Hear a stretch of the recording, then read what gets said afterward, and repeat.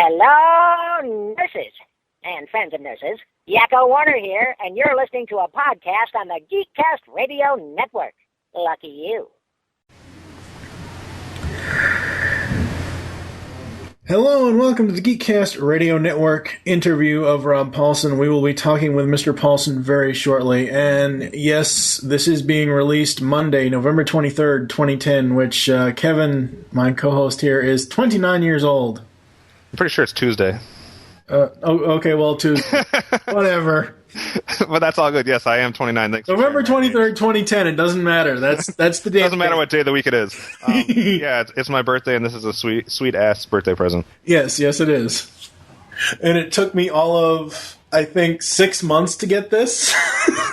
Actually, no, what it was an old, very, very old Tooncast co-host who hasn't been with us on Tooncast since episode 6. I think a pup named Scooby-Doo killed Dion.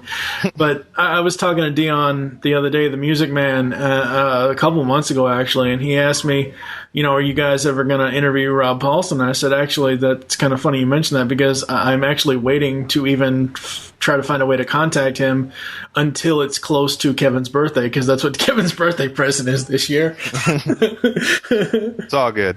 Yes. I couldn't think of something better to do on my birthday than talk to Rob Paulsen. Yes, exactly. So, without any further ado, I think you're probably going to hear a couple of clips from Yakko. Maybe a song or something or whatever, and then we'll get into the interview after this. And now, the nations of the world, brought to you by Yakko Warner.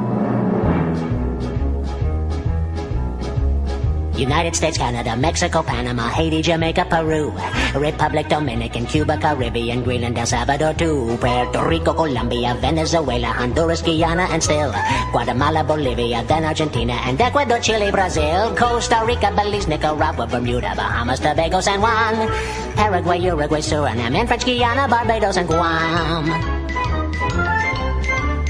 Norway and Sweden and Iceland and Finland and Germany now one piece. Switzerland, Austria, Czechoslovakia, Italy, Turkey and Greece. Poland, Romania, Scotland, Albania, Ireland, Russia, Oman.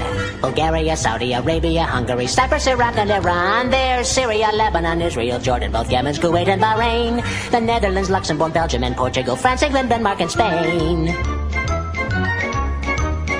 India, Pakistan, Burma, Afghanistan, Thailand, Nepal, and Bhutan, Cambodia, Malaysia, then Bangladesh, Asia, and China, Korea, Japan, Mongolia, Laos, and Tibet, Indonesia, the Philippine Islands, Taiwan, Sri Lanka, New Guinea, Sumatra, New Zealand, then Borneo and Vietnam, Tunisia, Morocco, Uganda, Angola, Zimbabwe, Djibouti, Botswana, Mozambique, Zambia, Swaziland, Gambia, Guinea, Algeria, Ghana. Burundi, Lesotho, and Malawi, Togo, the Spanish Sahara is gone. Niger, Nigeria, Chad and Liberia, Egypt, Benin and Gabon, Tanzania, Somalia, Kenya and Mali, Sierra Leone and Algier, Dahomey, Namibia, Senegal, Libya, Cameroon, Congo, Zaire, Ethiopia, Guinea-Bissau, Madagascar, Rwanda, Myanmar and Cayman, Hong Kong, Abu Dhabi, Qatar, Yugoslavia, Crete, Mauritania, then Transylvania, Monaco, Liechtenstein, Malta, and Palestine, Fiji, Australia, Sudan. Hello, everyone. This is Michael Blanchard, and I'm joined with my Tooncast co-host, Kevin Thompson. Hello, sir. Hello, Mike. Today is Kevin's birthday, November 23rd, 2010. How old are you? Don't ask that question. How old are you? Just say it. 29. Yes. And I figured that I would try to find some really, really cool, awesome present this year for Kevin. And today we have the super awesome privilege to interview Rob Paulsen. Yes, that's right. Raphael, or should we say now Donatello, is on the line with us. Hello, Rob. Hey guys, how you doing? Happy birthday, Kev. Thank you very much. My pleasure. This was like my ultimate get for his birthday this year because he is a huge fan of yours, and I was like, okay, what can I do for him without actually spending any money? Oh yeah, no, and I can also vouch for the fact that the fee that I'm charging is fairly reasonable too. So nobody's getting spent. Well, that's great. I'm very flattered, Kevin, that this would be a good birthday present for you. I guess there's just no accounting for some folks' taste, but I appreciate your kind remarks and the fact that you paid attention to some of my wacky stuff all these years. Oh yeah, definitely. Yes, very much so. Cool. Very cool. So just to get started, this is the first time we've talked to you, and I know that you've done other interviews with other people. So can you kind of give us a quick summary of your upbringing and how you got into voice acting? Yeah, in terms of my upbringing, I was raised by Badgers. Actually, that's not true. They were Wolverines, because I'm from the state of Michigan. But no, I grew up, born in Detroit, and raised in and around Detroit and Flint, Michigan. And when I was a kid, I wanted to be a hockey player, but it became fairly clear that I had neither the talent nor the temperament to make any money at hockey, although I still love to play.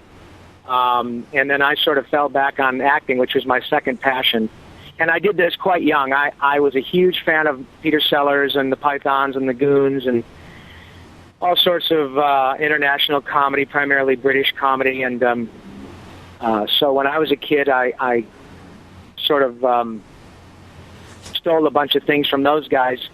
And at the same time, I was a big rock and roll fan. And my earliest performing background consists primarily of singing. And that was my initial passion in terms of performing.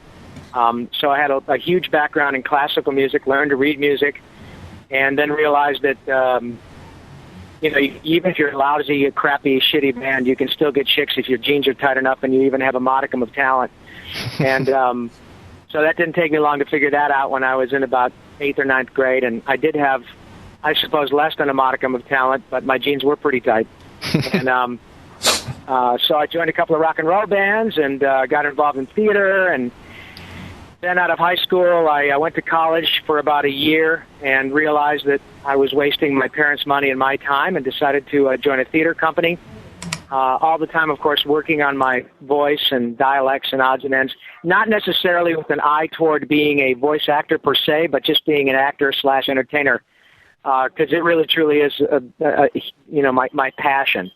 When I came to Los Angeles in 1978, which is, my God, before Kevin was born, at that time I was primarily an on-camera talent, doing a lot of commercials,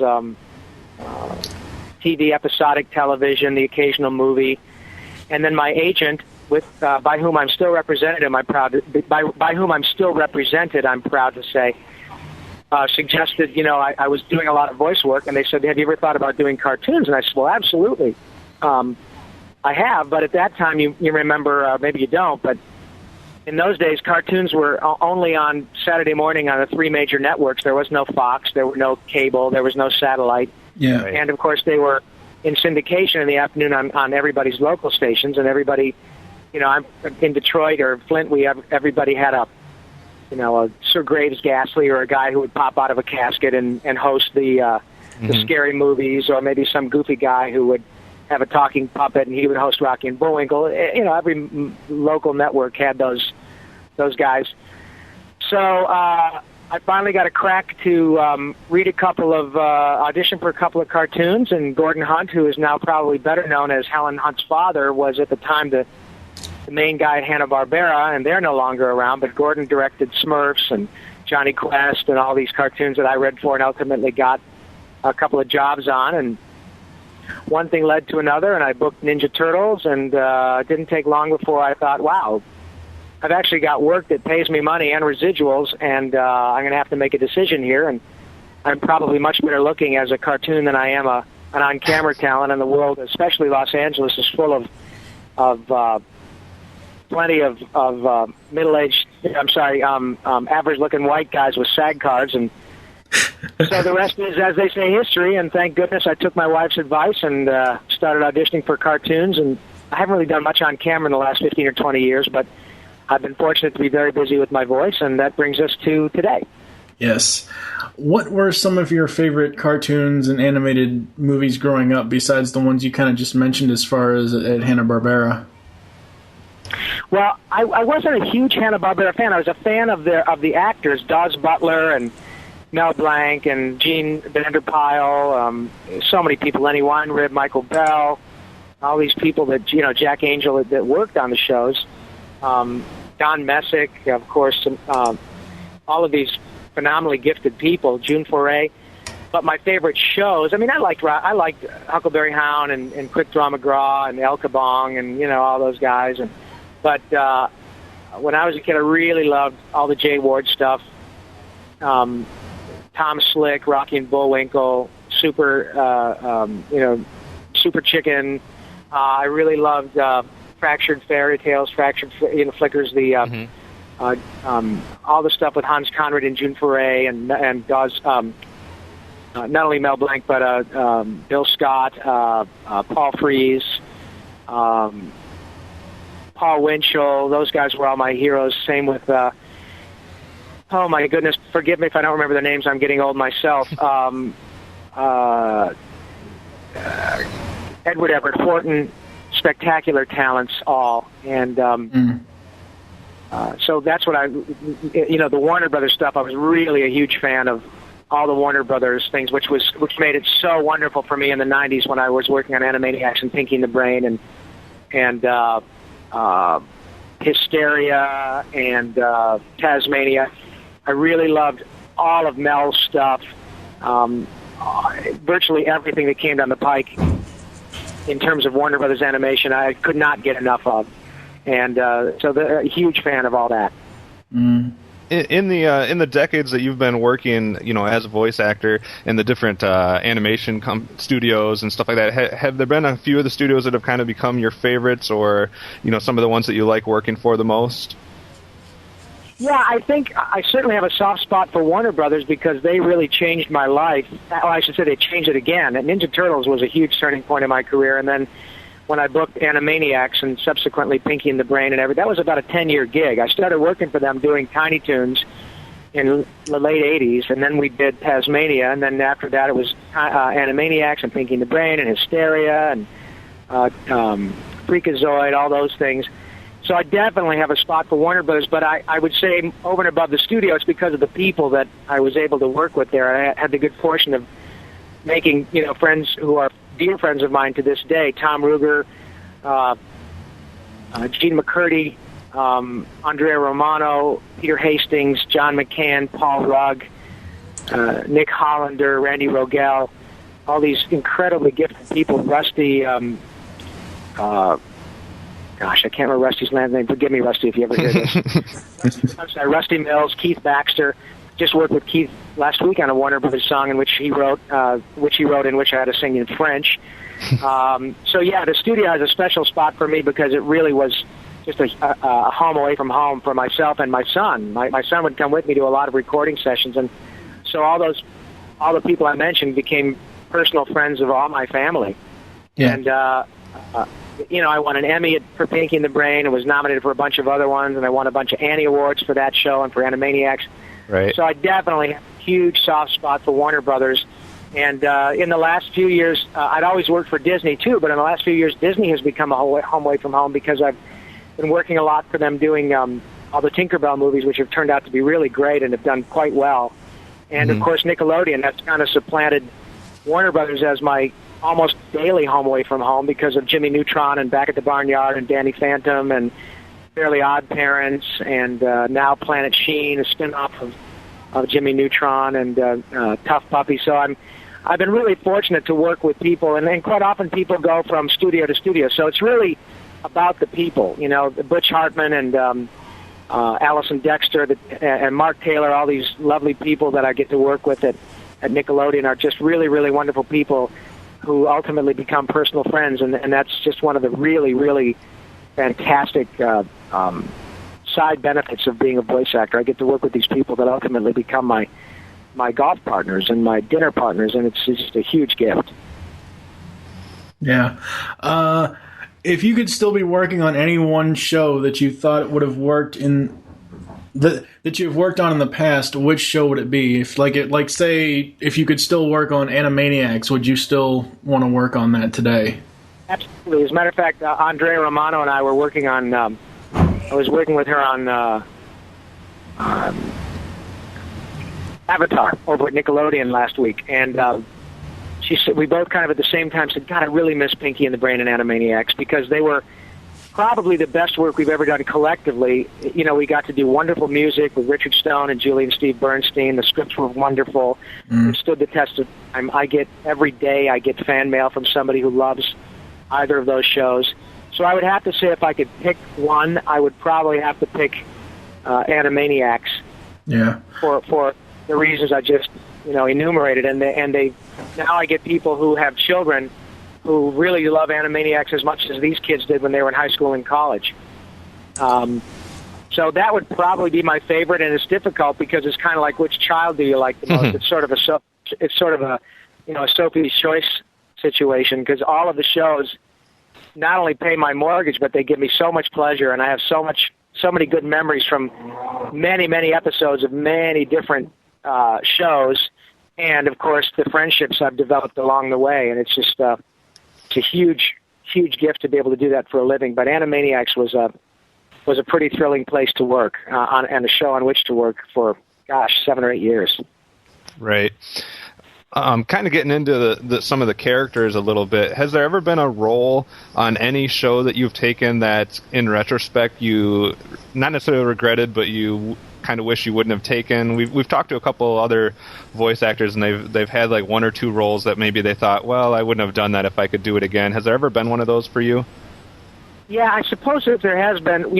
The truth is, and I'd like to think that I'm driven by my desire to be artistic and provide the public and my fans with, art and good choices and all that. But the bottom line is I still got to make a living. Right. And it's pretty tough to turn down any work unless I find it gratuitously just gnarly and of a nature that I wouldn't want my children or my grandchildren or my friends' children to see, or my parents.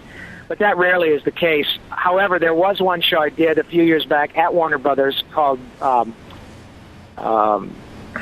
maybe I've expunged it from my mind. It was called Coconut Fred's Fruit Salad Island. And it was clearly a desperate attempt by the producers to sort of capitalize on the SpongeBob phenomenon. And the backgrounds and the animation were really cool, very interesting. But my part in it was kind of goofy, and it was just silly, and the producers knew it too, but they were in my same situation. They all had to make a living, and of course, I'm a professional, and irrespective of whether or not I think the show is kind of silly, I'm going to do the best job I can do. Right. And in retrospect, I suppose if I had to pick one where I would have said, thanks, but no thanks, that would probably be it. But the truth is I didn't. I took the checks and cashed them, so I really have to be a bit of a hypocrite if I pushed that too much. But I think everybody knew that it was kind of a futile attempt to capitalize on somebody else's genius, and it didn't work. And so it was mercifully probably given the quick death it deserved. Yeah. Kind of on the flip side, has there ever been a role that you turned down? Maybe you were too involved with something else, or you just didn't have the time, but a role that you ended up having to turn down that you wish you would have been able to play? I don't think there's anyone I've ever turned down. I've had many I wish that I could do. I've had many, many issues where I've not been able to read for a project, so because I was really busy. So it's the double-edged sword. You can't complain when you're really busy, but it does take you out of the loop for a while if you're lucky enough to be busy. Right. I can't recall exactly what they might have been, but like.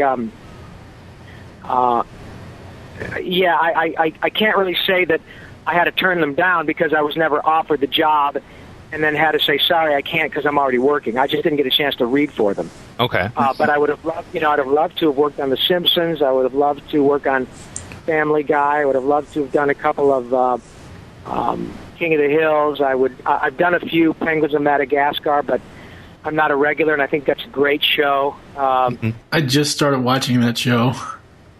Yeah, it's really good, and of course, all my buddies are on it. John DiMaggio, Jeff Bennett. I think Jeff Bennett is the most singularly gifted voice actor working today. He is so astonishingly versatile. Nothing phases him. He can ad-lib. He can improvise. He's an incredible. What am I trying to say? He's an incredible mimic. He's just so talented, and he's really right now in his time. Yeah. He's kind of where I was a few years back. I'm still really busy, and luckily folks still think enough of me to continue to bring me in and work, and luckily things are still banging on all 8 cylinders. But Jeff is probably the most prolific, gifted guy going right now. He's just incredibly amazing, and and he's just the nicest guy you'd ever want to meet. He's like Welker or Billy West or Aaron Norris or Tom Kenny, just the nicest people you'd ever want to meet, him with completely devoid of any pretense. Yeah. Has there ever been a show that you were involved with that you were pretty excited about and you thought it was going to be something big that just didn't end up taking off? It didn't last very long? Oh, totally. One was a show called Butt Ugly Martians. I did that show about 10 years ago. It was me and Charlie Schlatter and Kath Soucie and Scott Bullock, O.G. Banks, Robert Stack. When that was such a huge thrill. Robert Stack was since passed away. That was a big thrill for me in my career, working with a bona fide Hollywood superstar of his age, of the golden age of movies, and what a lovely gentleman he was. But yeah, that show was directed by Susan Blue, who directed Ninja Turtles. Right. And everybody thought, wow, this thing is going to be huge. And I remember even driving to work one day. I think it was actually, I was on my way to work to Jimmy Neutron, and I heard the local KBC radio morning drive guys talking about, well, parents, hide your wallets because here come the Butt Ugly Martians, the newest thing, or, with all the Toy Fair this year said this is going to be the next Teenage Mutant Ninja Turtles. And I thought, oh, great. I bought stock in the toy company, man. I thought, this is great. I'm going to just really catch this thing as it explodes. And it went nowhere. Nickelodeon bought the rights to it, I think, ostensibly to just put it on the shelves, and if it aired and it hit, fine. If it didn't, then they could keep it out of the way of the other. So it was a very cool strategic move by Nick, but the show absolutely tanked and did nothing. I mean, they took us to England. The investors were all from England. They flew us to England a couple of times. I did a bunch of work over there, a bunch of promo over there. They feted us like we were big rock and roll stars. Nothing. Zip. So, yeah, it happened. You just never know. And by the same token, I had no idea that Ninja Turtles was going to be what it was, and certainly no idea that I'd get a second crack at it 20 years later. Right. Is that probably one of the on the flip side, one of those shows that you didn't necessarily think was going to be a success that turned out to be a big hit? Would that be the number one that you would name for that? Yeah, certainly. That has to be the number one in my career that I had no idea would be a hit, not because I wasn't aware of it. I'm not a big comic book guy, but I was aware of the Ninja Turtles comic book. I just certainly had no idea that the show, I thought it would be okay and it might be kind of fun, even though the cartoon was significantly different than the cartoon. Than the comic. Yeah, pardon me. The comic book was different than the cartoon. The cartoon was much lighter and more kid-friendly and more designed to sell action figures, but I had no idea, none of us, Townsend, Cam, Barry, Pete, Renee, none of us, Pat Fraley, we had no idea that it was going to end up being the huge piece of the pop culture that it ended up becoming. So no stock for the Turtles toys then, huh? Oh, some of us did. I think Sue Blue bought a bunch of it and did pretty well on the Playmate stock. But nice. We did a couple hundred episodes, so it was really good. And it did a lot of great stuff for my career. I mean, being one of the Ninja Turtles is kind of like what Tom Kenny's going through with SpongeBob. I mean, when you become when you have a show on which you're one of the hit characters, it opens up a lot of doors. And Tom Kenny is way, way more talented than just SpongeBob. But the fact that he's on that he is the voice of the most popular cartoon character probably in the last 10 years, he is, and he is incredibly versatile. He gets a chance to show producers what he's capable of, that, doors are open for him, as they should be, that may not be open if he wasn't doing SpongeBob. So there are a lot of ancillary, wonderful things that happen as a result of being on a hit show. Right. And the same thing happened with Pinky and the Brain and Animaniacs, although those weren't as much of a surprise, because right out of the chute, we knew we had something special just because Steven Spielberg was running the show. Mm-hmm. Yeah, right. Out of all the characters you have played, what are some of your favorites? Well, certainly Raphael, Pinky, Yakko, I really like Carl from Jimmy Neutron Boy Genius. I think Carl is a very interesting, cool character because he works beautifully with the drawing or the rendering. He really does. His sensibilities, his personality, his insecurities, his oddness really work with the drawings, and that's a huge testament to the folks at DNA Productions because the kids that do the draw or computer generate Carl do a magnificent job of it. And now in the subsequent show, the spin-off called Planet Sheen, the soul of Carl has sort of been mutated into an oddball alien critter called Doppy, which is short for doppelganger.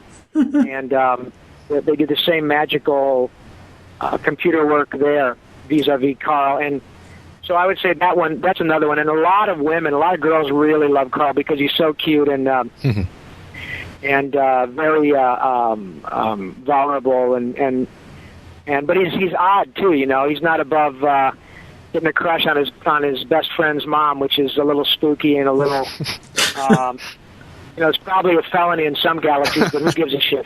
Exactly. But Carl and Pinky and Yakko, and although I had a great time on The Mask because I got to bounce all over the walls and got to be like Jim Carrey for a lot less money. But Yakko and Pinky, Dr. Scratch and Sniff, those I really love too because Pinky and the Brain, I really truly enjoy that.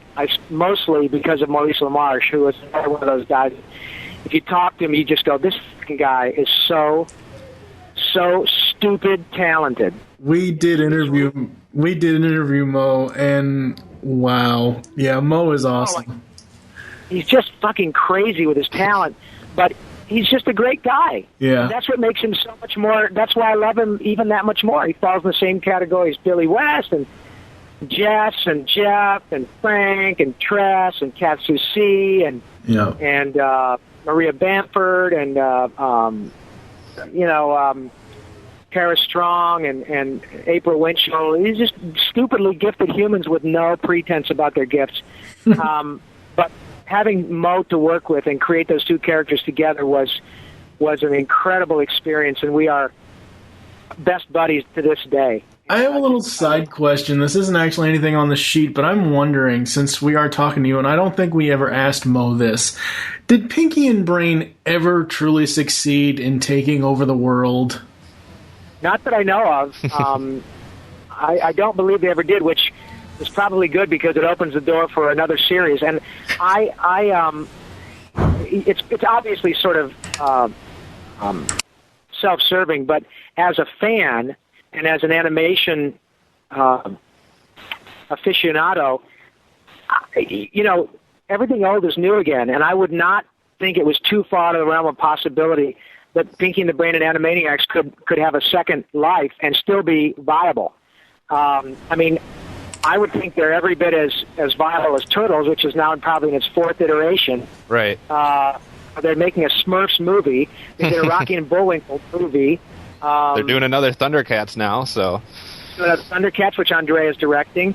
I just got done. I've done a couple of. I just did another Scooby-Doo movie. Right. So, the fact that Animaniacs and Pinky and the Brain have been gone for 10 years. Time for them to come back. I don't think it's impossible. So maybe it's a good thing that we never succeeded in taking over the world because I have to tell you, now mind you, I'm not a big celebrity where people come running up on the street, but once people find out who I am and what I've done, every one of them, to a person, loves Pinky and the Brain and Animaniacs. I've never met anyone that doesn't like them. Never. And virtually everybody, while they may not recognize everything that I've done, because I may not play golf with people who are older and stuff, and they'll say, oh yeah, Pinky and the Brain, oh yeah, we love that. So I get that a lot, and that would only indicate to me that if of the few thousand people a year that I hear from, in terms of being fans or that I meet and find out what I do and who I am, that would indicate that if that's just basically a sampling of the general public, that right. I get that kind of response from people all over the world. So I would think, be awesome. for God's sake, last week, Planet Sheen, I think is only in its first month of being released, and it was number 15 in all of cable television. Number 15. Wow. That's including, the O'Reilly Factor and football and ESPN, and the only other cartoon was SpongeBob. So that indicates there are millions of people that just watched the new offering from Nickelodeon, let alone a generation and a half who have been exposed to Pinky and the Brain and Animaniacs and now on video. Right, yeah. What was it like having the chance to do characters like Dick Dastardly and Super Snooper and some of those other Hanna-Barbera classics as their younger selves? Oh, well, it was great fun because I was basically following the footsteps or the vocal steps of Paul Winchell and Dawes Butler, and it wasn't really intimidating because I don't get so intimidated. I never got really scared of anybody in that way out here. I was very cognizant of who it was I was following, and I had do have enormous respect for what they brought to our culture and for their talent and their gifts. But it didn't scare me. I looked at it more as a great challenge, and it was my opportunity to shine so that I would be able to get more work. And I don't think of myself in the same terms of Dawes Butler and Mel Blanc and June Foray and Don Messick and those greats, Paul Frees and Jay Ward and Bill Scott. Hans Conried. I really don't. That's for other people, critics and fans, to make up their own minds when I'm dead and gone, or when I'm in my 60s or 70s or 80s, where these folks were when I came out here. But I'm certainly privileged to at least work amongst them and be counted, as their peers. But I don't know that I would say that I consider myself in the same universe as those folks. But it never really freaked me out. It was a great challenge, and hopefully I rose to the occasion. But I'm never under the false assumption that I could replace any of those people, and that really is why I think I'm better at creating characters, and my strengths are generating sort of organic characters from nothing with the help of the producers and the writers and the artists and my other fellow actors, and hopefully I generate characters or have a hand in generating characters that become classic ones, that were created by the actors we just talked about. So I don't go out and audition for Elmer Fudd and Bugs and Daffy and Tweety, and I could, but I would do a bad impression of somebody like Billy West or Maurice or Welker or Jeff Bennett or Darren Norris or John DiMaggio. I would do a bad impression of one of those actors doing a spot-on impression. Jeff Bergman, another guy. Obviously these actors are the actors who created it are dead, and the franchises are still viable, so you need people to do them. But all the people, Joe Lasky, all the people who I was just talking about can do a far, far, far better job than I at those. So I really don't even audition for them. I'm much better at creating my own stuff. Gotcha.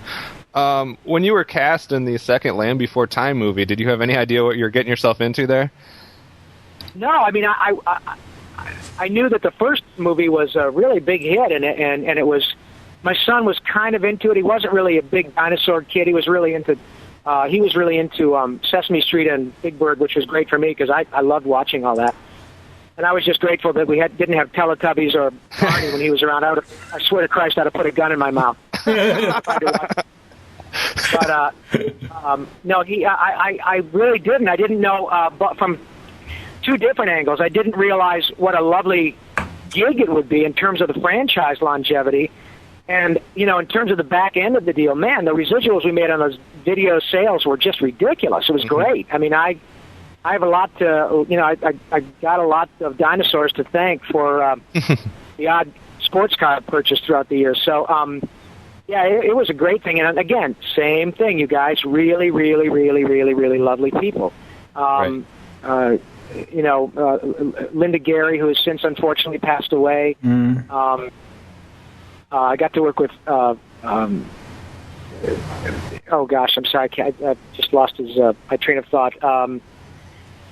Oh God, the guy from Logan's Run and Romeo and Juliet, Peter, I'll think of it. I'm sorry, not Peter, Michael York did one of them. I got to work with so many, and of course Jeff Bennett and I did a couple of characters that we heard in those things. Tress MacNeille was on those. We went through a couple of different kids that played Littlefoot, young guys that their voices would change, and they were all great kids. Andy McAfee played, I forgot what character she played, but she was on all of them. And just, I got to see this really sweet little girl grow up to be this incredibly beautiful, stunning, talented young woman. And Kenny Mars, oh my God, Ken Mars, what a genius actor of whom I was a huge fan in all the Mel Brooks movies he did long before I came to Hollywood. And he and I share a deep passion for sports cars. And so I've gotten to, be close friends with Kenny Mars, who's probably close to, mid-70s now. But again, what a gentleman, just a big teddy bear of a guy, and incredible voice and lovely talent. And it was just, you go to work and it's almost embarrassed to take the check, almost, but not too embarrassed. What's it like coming back to, you kind of mentioned it already a little bit, but what's it like coming back to the Turtles franchise all these years later, and not just coming back, but voicing a different character this time? I am so excited. There's a kind of a backstory that is really kind of interesting. I remember when I got the call to go read for it, I told my agent, I knew that Nick had paid like $60 million or something for the rights to Ninja Turtles. Mm-hmm. And I thought, wow, that's cool. They're going to be around. And my son now works at Nickelodeon on Tough Puppy, Butch Hartman's new show. He's a production assistant. And so when he graduated from college, he went to work over there. And so I thought, wow, this is cool. Maybe my kid now can get a chance to work on Ninja Turtles. How cool would that be to have two Paulsens working on Turtles? My agent called me and said, hey, the producers want you to come and read for Ninja Turtles. And I said, well, it's not that I'm too proud to read. I'm happy to do it because I know from the several versions that have happened since the version I was on, sometimes they don't necessarily stick to what we did. They want to try things, and I got no problem with that. Hell, I don't own it. I'm just an actor. Yeah. And I said, now, did they realize that I was on the original show? And she said, yeah, they know. And I said, well, because I just don't want to go in there and having them do a little research if they say, wow, this guy sounds pretty good. Because, they're younger. They're probably in their late 20s, right, like you guys, early 20s. And so they may have been aware, they obviously were aware of the show, but they may not have known that I was on the original show. And maybe they might say, wow, this guy Rob Paulsen is really good. And they do a little research or do the IMDb and say, oh, no. He was the original Raphael. Sorry, we don't want him. So I didn't want to waste their time and my time, frankly, if that was going to be the case. And then she called back, and I said, and I also don't want to be a charity case. I don't want them to say, well, let's throw the old guy a bone and see if he can still do it. Yeah. Because I can, but I also am cognizant of the fact that I'm old enough to be your dad, and while that doesn't bother me, aging is great. It beats the alternative, So, and I said, I just don't want to be uncomfortable for any of us. And they called back and said, no. We know exactly who you are. We know that you've won an Emmy. We know that you've done thousands of these. We're a fan. We want you to read this time for Donatello. We have a different idea about Donnie. And I said, wow, okay. And of course, the first thing I thought of was, well, Barry Gordon is one of my dear friends, and he did Donatello when we did it. And I never would ever in a million years want to step on anybody's toes. Right. And they said, no, with all due respect, you're the only one we're having come back, and it's nothing personal. We just like some of the other voices you've done, and we like some of the sensibilities for the direction of Donatello right now. He's not going to be quite as nerdy, and he's still going to be the gadget guy, but maybe a little more energy, not quite as nerdy. Mm-hmm. And I said, okay, well, as long as I'm not doing something that might be hurting one of my fellow actors, because I really, ethically, it's just, you just don't do that. Right. And B, if you know that I've already been to that rodeo and you still want me to come down, shit, yeah, man, I'd love to read for it. And so I read, and, about a month or two went by, and, I sometimes these things take a while, and of course Nickelodeon is going to be pretty vigilant about it because they spent a lot of dough. And my kid one day called me up. He's got his own apartment, but he said, hey, man, they've had people in here, gobs and gobs and gobs of people for reading for Turtles. It's like crazy. And I said, well, hey, at least I got a crack at it. And one day I got a phone call saying, hey, guess what? You booked Donatello. Nice. And, yeah, that's what I said. How nice is that? And I was so excited. I've done a lot of stuff, and done a lot of cool stuff. But to be able to sort of, have Ninja Turtles Redux at this stage of my career is a great deal of fun. And we've recorded the pilot. I hope that I'm still in the mix. They're still mixing and matching and deciding what they're going to do. But it was such a big thrill and a huge thank you to the producers, because they could have gone many different ways. But the fact that they're aware that I was there at the beginning and they trust me as an actor to be able to bring something new to it. And they're probably going to get a little bit of flack from the super geek crowd that's going to say, "Oh my God, this is sacrilege." And my only response to that is, look, folks, to coin our friend, William Shatner, get a life. Because, and I don't mean that disrespectfully, and it's a free country, and people can say, I don't like Turtles if Rob Paulsen's not going to do Raphael, whatever, blah, blah, blah. But, I used to get the same crap when Animaniacs was coming along, and, we had like a year and a half to get it on its feet after Tiny Toons. And I used to get email and read all these boards about, oh, my God, I can't believe they're going to, how can we do better than Tiny Toons? I mean, what's Warner Brothers thinking? Why don't they do more episodes with Buster and Babs? I mean, there are too many characters to exploit. They shouldn't deviate from this. And now it's kind of like, oh, yeah, that was that show that everybody did their homework on before Animaniacs knocked it out of the park. So you just, these people are talented and they know what they're doing. And certainly I would never begrudge you your right to criticize. You can do it all day long. But Jesus Christ, give folks a chance. Right. And I'm pretty good at my job. And I know what I'm doing. I've done this a long time. I've been down this road. The other actors, I'm not going to mention who they are because I don't want to, I don't want to speak on behalf of the producers until everything's in order. But trust me, these guys know what they're doing. Nickelodeon knows what they're doing. And it's worth a crack. And if the show doesn't work, it won't be because the people who are putting it together don't have the best interests of the fans at heart, and they want to give them a good version of the Turtles, and they still think that there's life in it. So, before you get bent out of shape, that Rob Paulsen is, first of all, thank you that you put that you're that worried about it that you make me feel like a big star. But trust me, it isn't that big a deal. It's about the show. It's not about whether or not Rob can, make the transition to Rob or Donnie, or the voice is going to sound too similar. It's not about one actor. It's about the whole project. So give it a chance. Before we move on to some behind the scenes stuff, are you able to give us a sampling of your version of Donatello? Well, I was going to say, mind you, before I go on, let me say I was not directing that to you guys per se. I'm just saying that, that you and I know there are going to be certain folks that are going to have nothing better to do than spend way too much time on Facebook going, I've heard Rob Paulsen, I'm a big fan, but how could he do this to us? That's the kind of stuff you're going to get. You want to go, dude, really, seriously. Yeah. I actually posted that as soon as you had made that tweet. I kind of help run a site called BehindTheVoiceActors.com, and I actually posted that news immediately, and everything that I posted was positive. I was pretty excited. To me, it's just the fact that they're bringing you back into a show that you already were involved with. I think that's cool, regardless of who you're playing. It's just kind of a cool little tidbit. Well, I'm like, is this Kevin or Mike? This is Kevin. That's Kevin. Okay, no, Kevin, I listen, man, I agree with you, and it's a huge thrill for me, personally and professionally, because Ninja Turtles, still, here we are 20-odd years ago, and you guys are jazzed about it, and I would venture to say most people are. That's astonishing. Yeah. That's astonishing that it's still, and Nickelodeon thought enough of it to spend $60 million on it.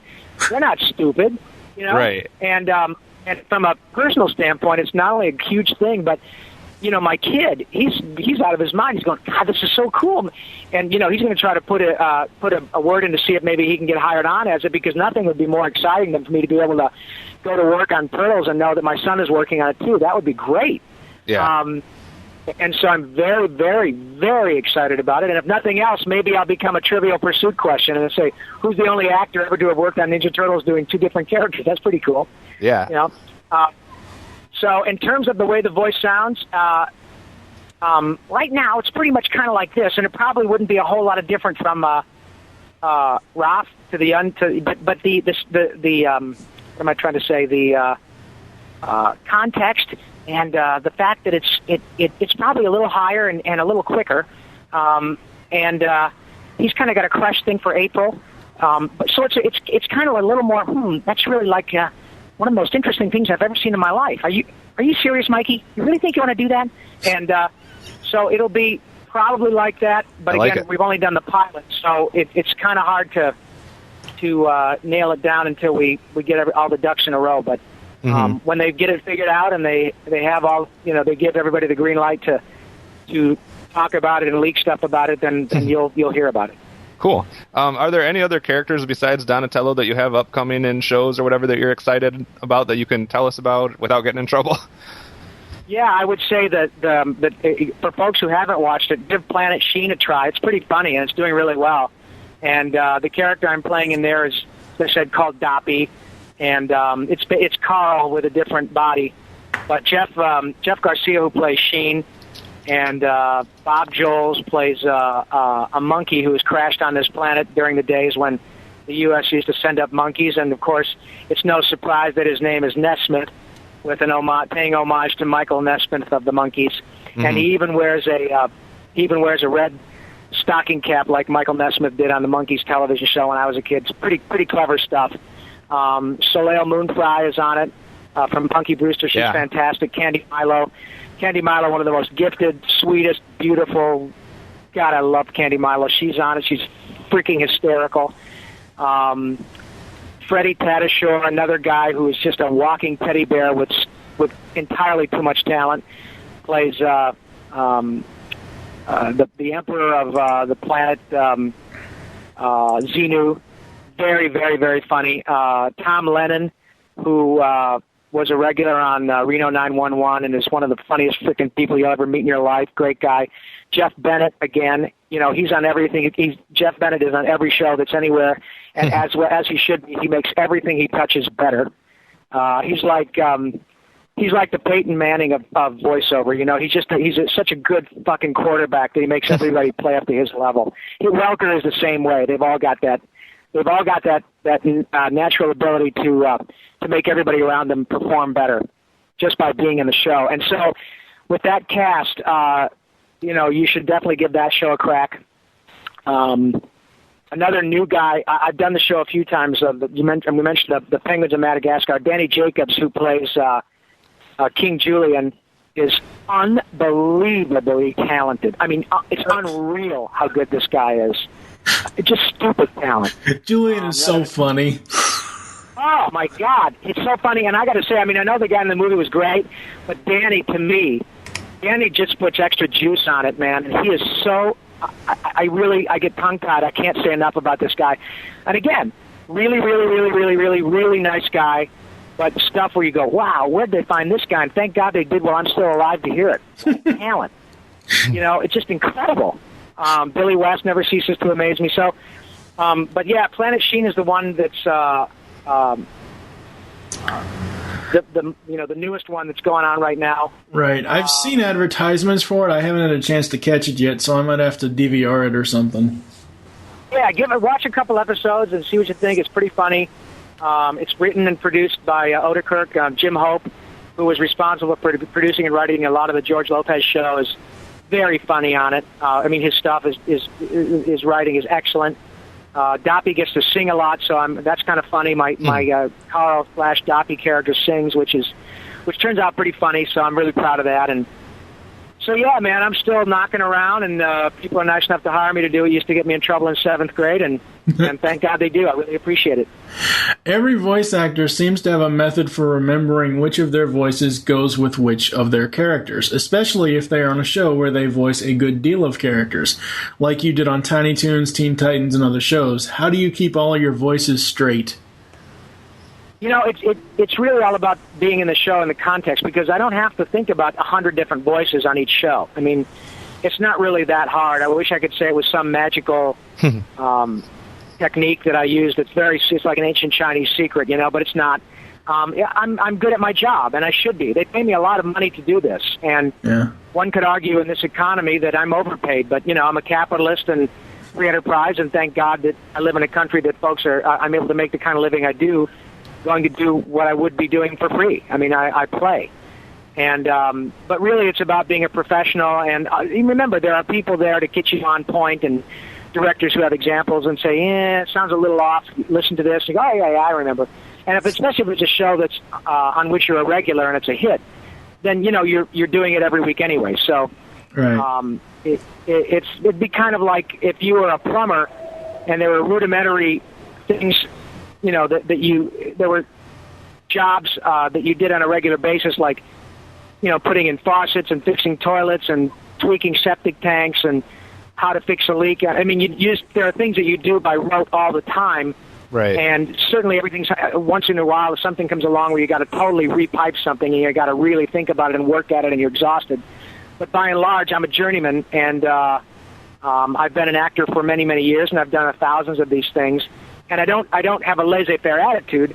I'm comfortable and confident in my work, and hopefully that is reflected in the quality of my work. And I feel that my job is to give the producer an embarrassment of riches. I feel like when I do a take, that if I do my job well, the producer has a problem deciding which take is the best one.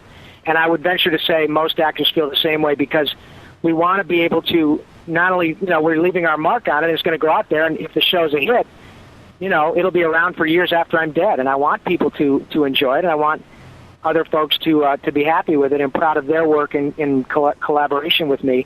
But I would like to think that I'm professional enough to be able to figure out how to do it and follow direction well and all of that. So it's not like a big stretch. It really is about being confident and trusting your instincts and trusting the people that are nice enough to hire you.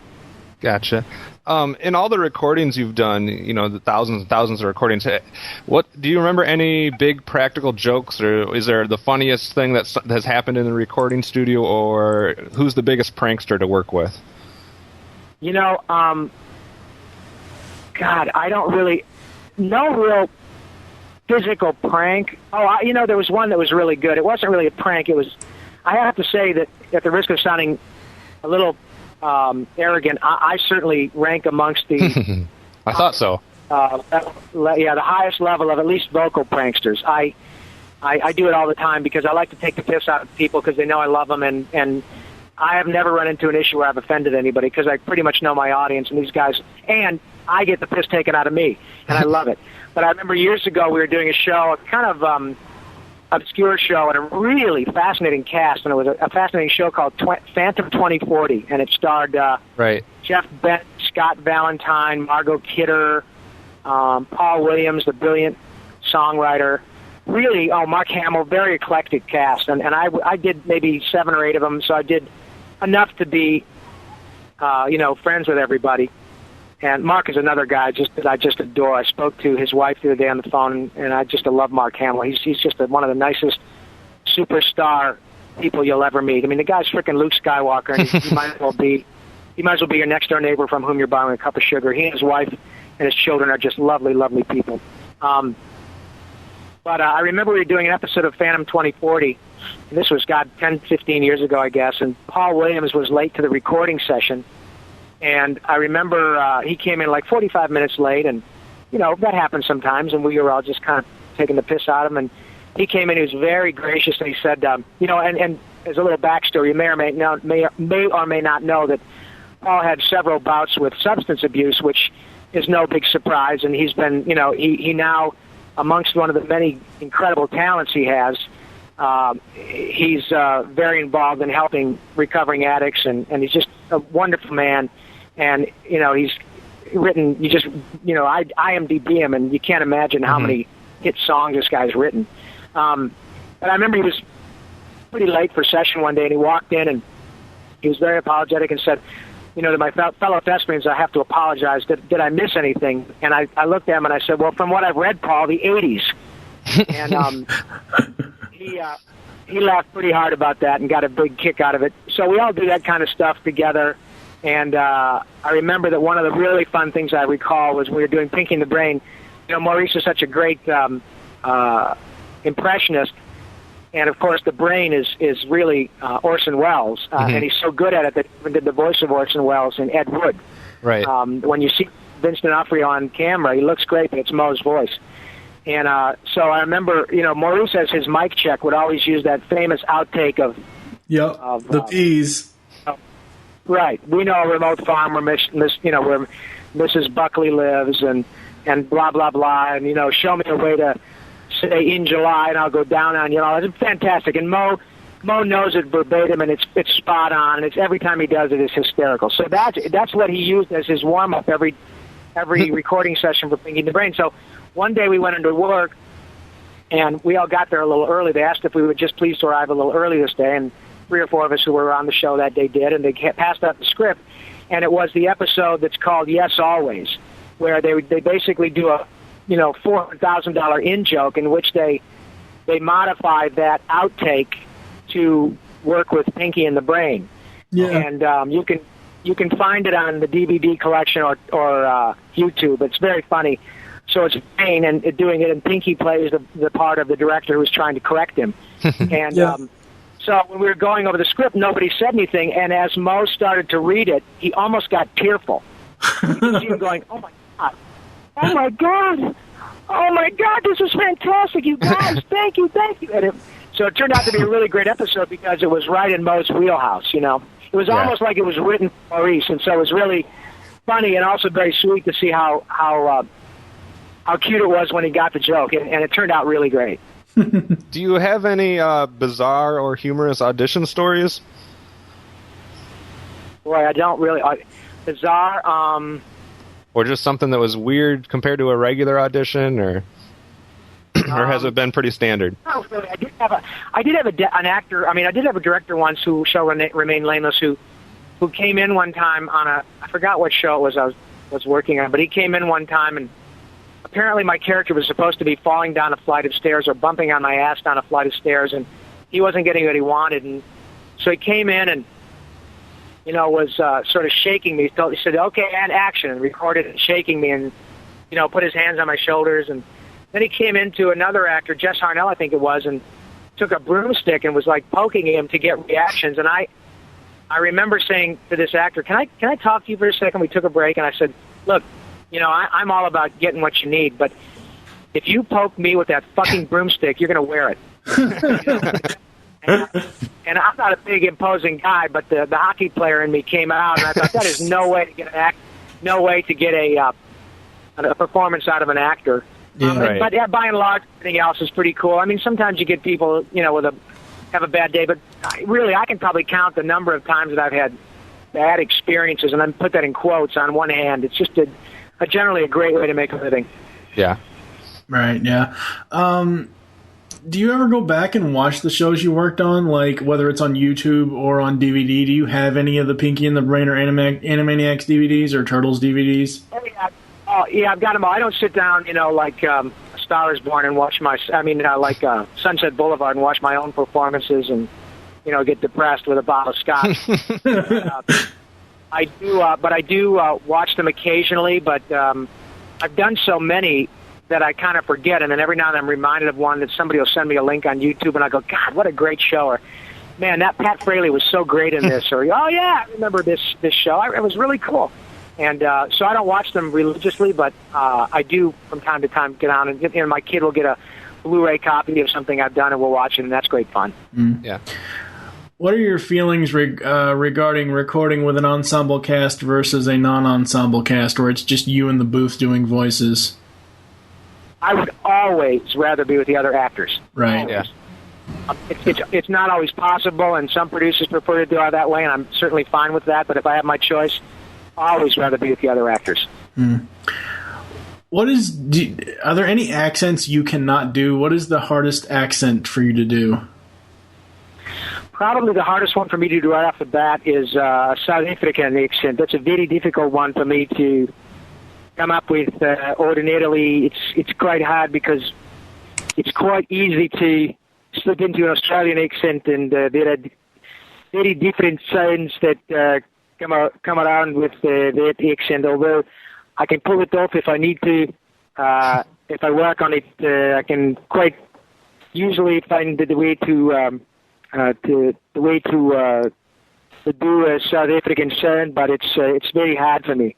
That one is hard because people who really hear it and are from that area can pick it up right away that I'm sort of slipping between Australian and South African and Scottish. So that's a hard one. And obscure ones like Finnish and Latvian, I would never know. I would never know the difference. But I'm pretty good. I got a pretty good ear. If I listen to something and they give me an example, I can pick it up. And then the trick is sliding the words on the script into that accent instead of just repeating what I hear on an example. You know what I mean? Right. But the South African is a tough one. And boy, Matt Damon did did a really, really good job of that in Invictus. I mean, he really did. Excellent. Mm-hmm. Out of, you've worked with a ton of people over the years. Is there anybody that you haven't worked with that you would really like to?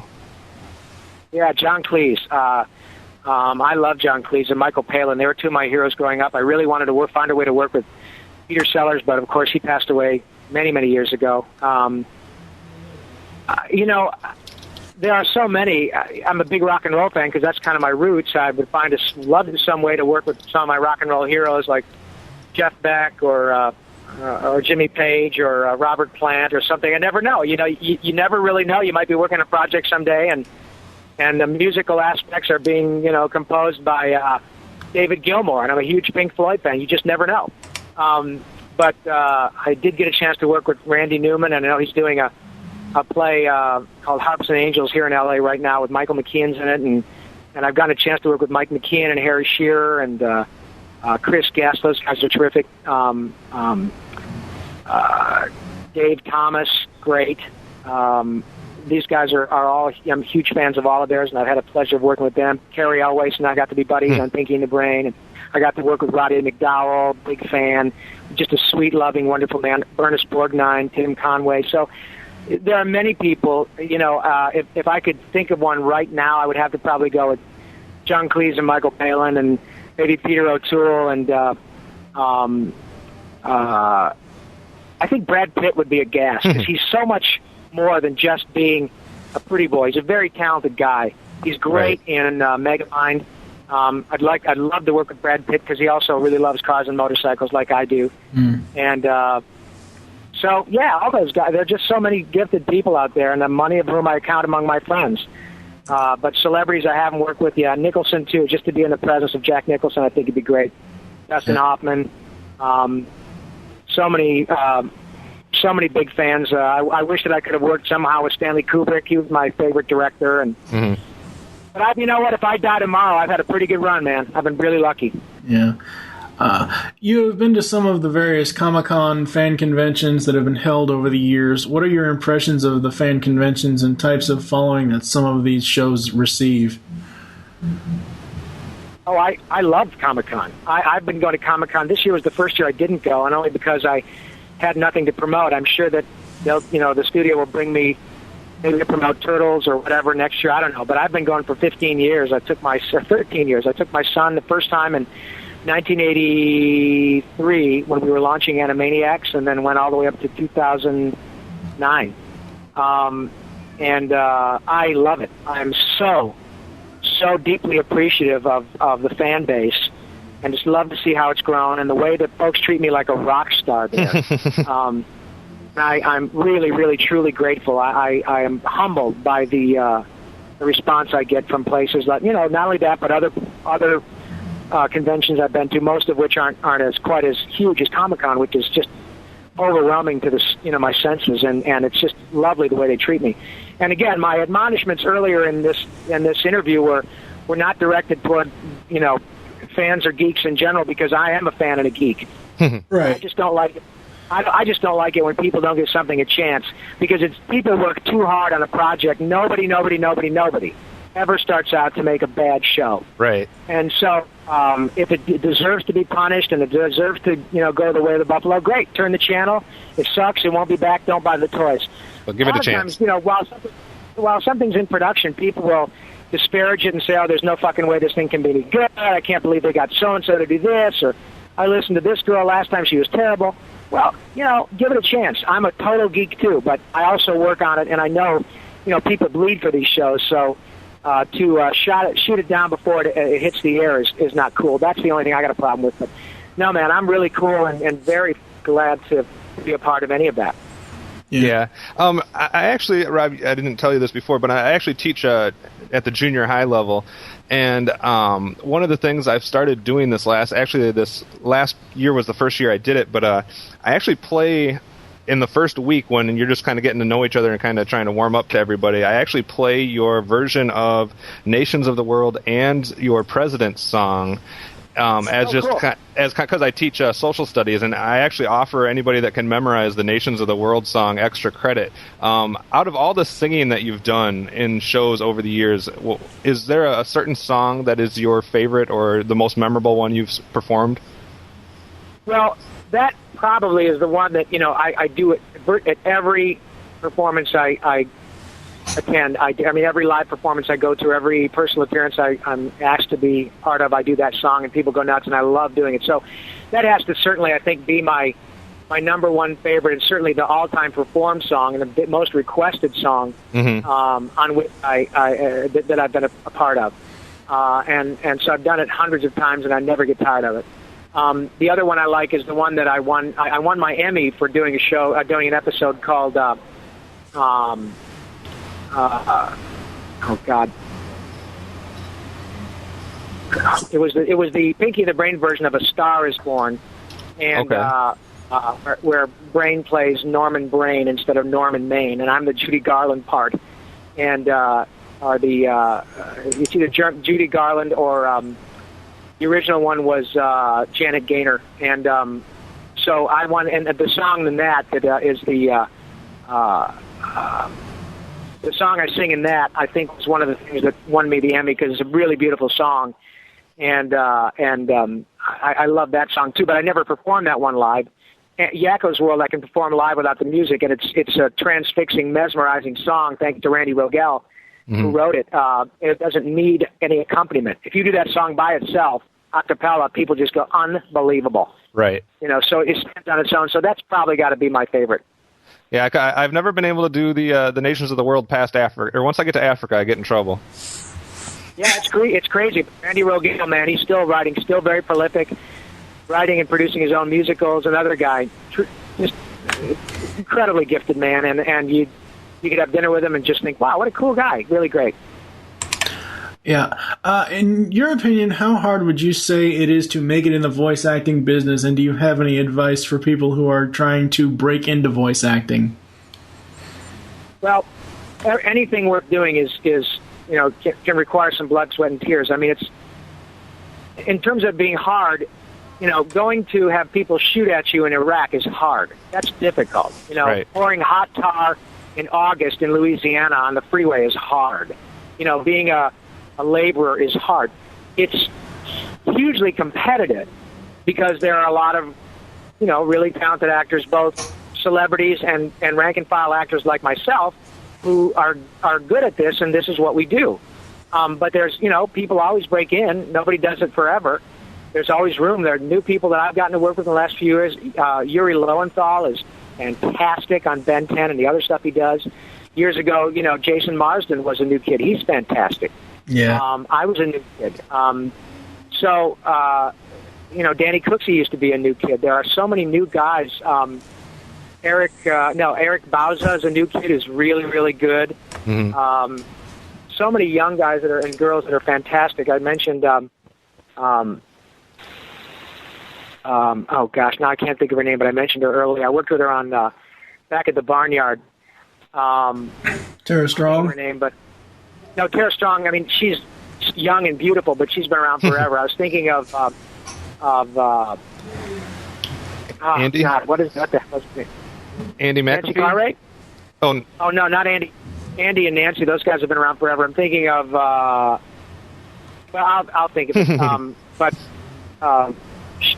worked around back at the Barnyard, and folks like this, brand new, and so there's plenty of room. I would tell people, if it's your passion and you cannot imagine yourself not doing it, then you have to do it. Try to work on your chops, acting, singing, improvising, dialects, all that stuff before you come to L.A. And do yourself a little favor and go to, find out who these actors are represented by and give the names of agents in Hollywood. And virtually all of them have websites to which you can go and listen to the demos of your favorite actors. So you can hear my demo. You can hear Billy West's demo. You can hear Jeff Bennett's. You can hear Corey Burton's. Mm-hmm. You can hear Welker's. And then you know what you're up against. Not to discourage you, but you got to know what you're up against. It's a huge pool. Now it's also, the celebrities are in the mix. So you're competing with people who are really gifted with their voice and naturally talented and have thousands of hours of experience. But then you're also up against people who have high visibility on television. And, it's a tough nut. Right.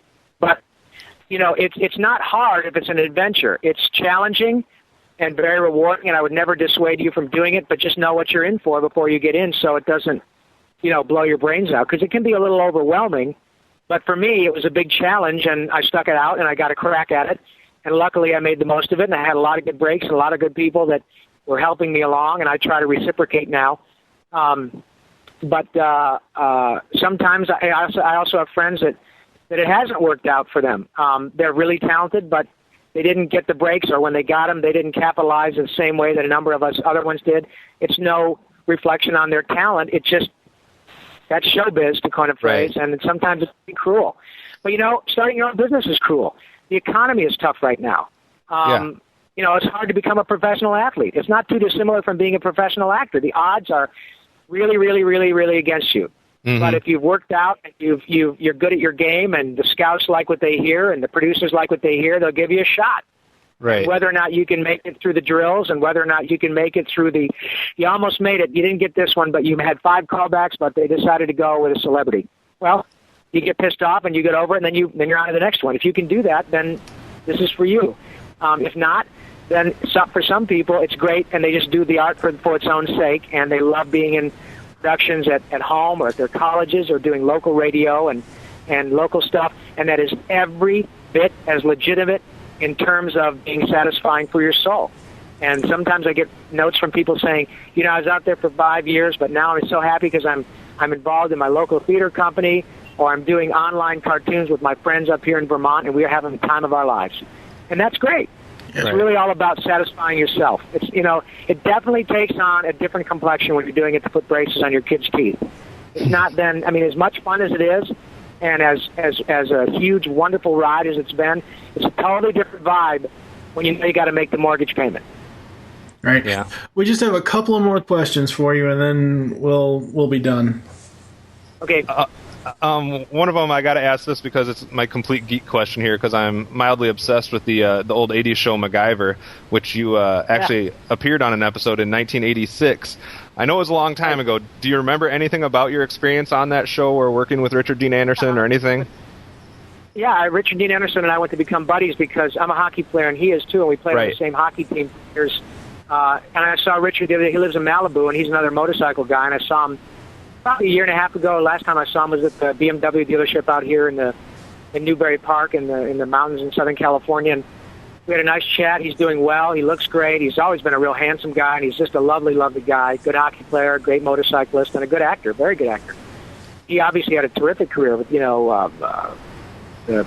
what's the one about? Stargate and MacGyver. Stargate and MacGyver. I mean, the guy's fantastic. I think he was on a soap opera before MacGyver. So he's been around. Yeah.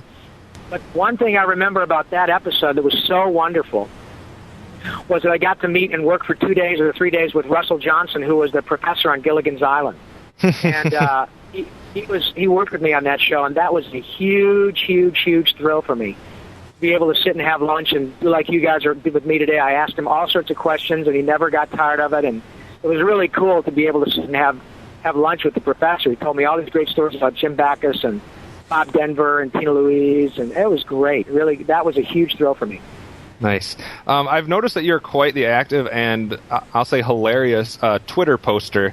Do you enjoy using Twitter and Facebook as much as you seem to, and where do you come up with some of your topics? Oh yeah, I mean, I don't know where I come up with them. They just sort of enter in my head, and fortunately, I don't need any chemical inducement to get them out. But I'm sometimes inspired by fans because a lot of them are even wackier than I. But yeah, I'm not a Twitter or Facebook nut. I mean, I'm not on it all the time. Like I have friends, Hal Sparks. My God, he's got to Twitter 20, 30, 40 times a day.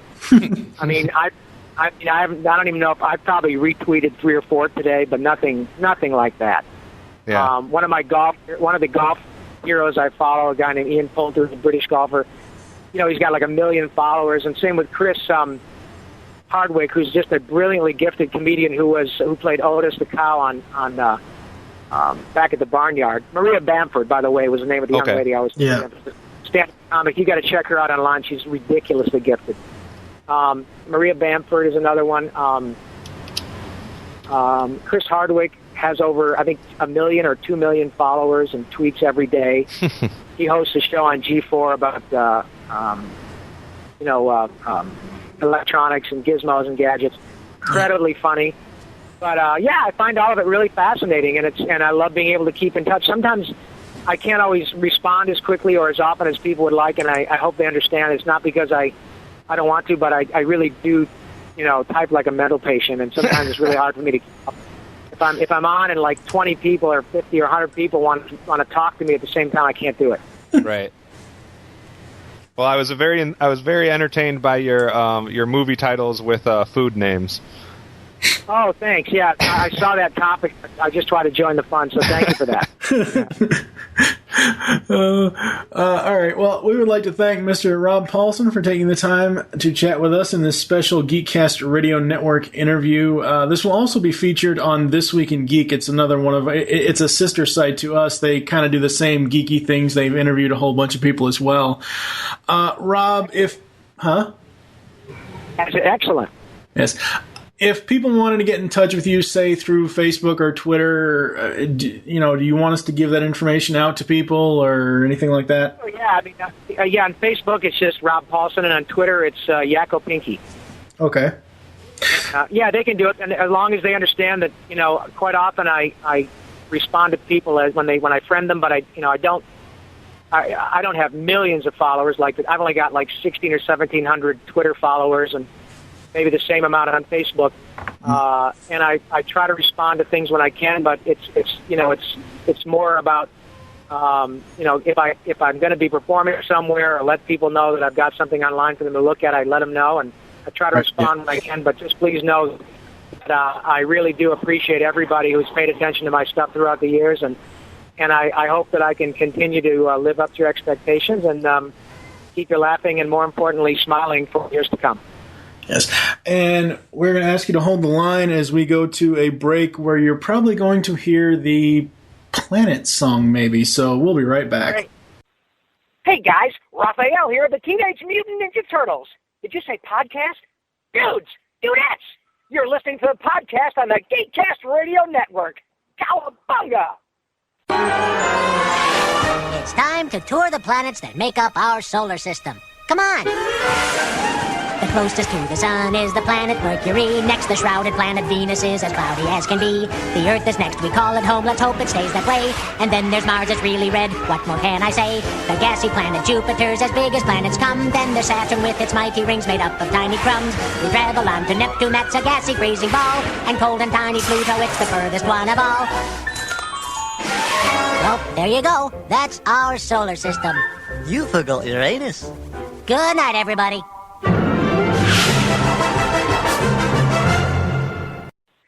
Hey, Chad, Pinky here, of Pinky and the Brain, the smarter one, if you don't mind saying so. I love listening to the Geekcast Radio Network. Marv. Oh my god. Oh god, that was so much fun. Yeah, it's basically proved, so far, every time we have interviewed a voice actor, it has been an amazing experience, and I'm convinced that all voice actors are genuinely good human beings now. Because every time we talk to anybody, they are so gracious, they're so kind about things, they're so accommodating, and, that was a phenomenal experience. Yeah, it's one of those things where it's funny. I normally, because everybody knows that GCRN and Twig, for the most part, because I'm also going to have Mike Dodd feature this over at This Week in Geek as well. But most of our network stuff is explicit, and we didn't tell Rob ahead of time that, it's okay if you need to curse. He just started cursing. I was like, wow, cool. That was very cool. And I know it's weird for us to kind of geek out over a celebrity cursing, but I mean, it's like, you just don't expect it, but wow.